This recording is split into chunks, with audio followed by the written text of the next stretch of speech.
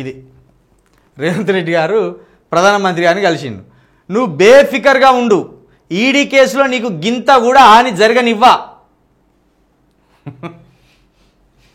నువ్వు బేఫికర్గా ఉండు, ఈడీ కేసులో నీకు గింత కూడా హాని కూడా జరగనివ్వా. అంటే ఈడీ కేసు అంటే యంగ్ ఇండియా అనే సంస్థకు 2019-2023 మధ్య ఆ సంస్థకు రేవంత్ రెడ్డి గారు కొన్ని విరాళాలను సేకరించి ఆ సంస్థకి ఇచ్చిండు.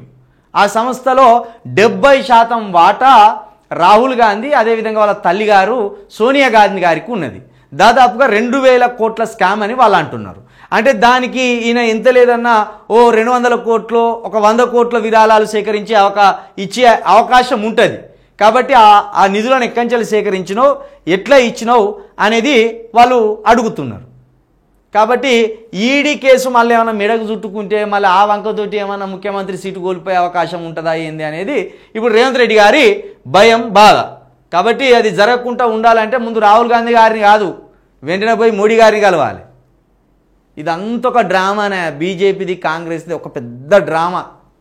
రాహుల్ గాంధీకి తెలియకుండా మోడీ గారిని రేవంత్ రెడ్డి గారు కలుస్తుందంటే అంత చిన్నపిల్లలు ఎవరు లేడు నమ్మడానికి. ముందు పోయి మోడీ గారి దగ్గరికి పో అని ఆయనే పంపి ఉంటాడు.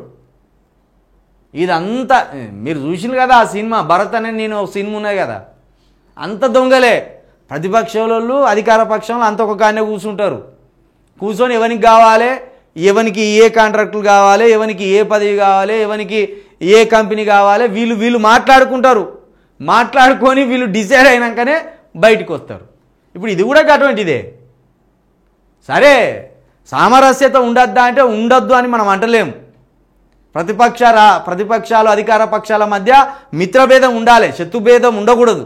కానీ ఇది ప్రజలను ముంచే మిత్రత్వం కాకూడదు. పైకి గల్లలు పట్టుకొని కొట్టుకున్నట్టు లోపల మాత్రం మీరు మంచిగానే ఉంటున్నట్టు చేయకూడదు.